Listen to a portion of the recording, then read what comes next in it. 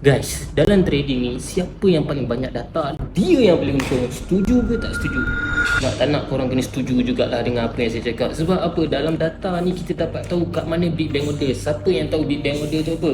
Semua orang pernah dengar istilah jerung. Tahu tak jerung? Dekat MBE ni kita show big bang order itu adalah jerung kita entry. Dan kita nak follow siapa? Kita nak follow entry, follow cara jerung entry, baru kita profit.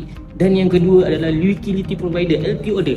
Juga dalam MBE kita show kan LP order tu dekat mana. LP order ni apa? LP order ni selepas pada broker ada LP, liquidity provider, tempat cair duit. Itu pun kita boleh follow untuk kita entry sama-sama dengan LP order untuk make profit. Dan yang ketiga apa? Kita akan show retail. Retail ni trader-trader bilis. Maknanya trader-trader macam kita lah.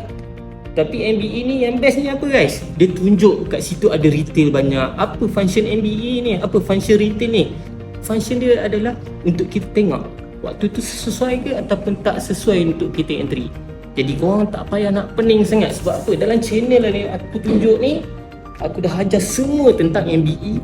Aku dah tunjuk, aku dah bagi entry dalam channel aku. So jangan buang masa lagi guys. Korang boleh klik link masuk channel aku. Assalamualaikum.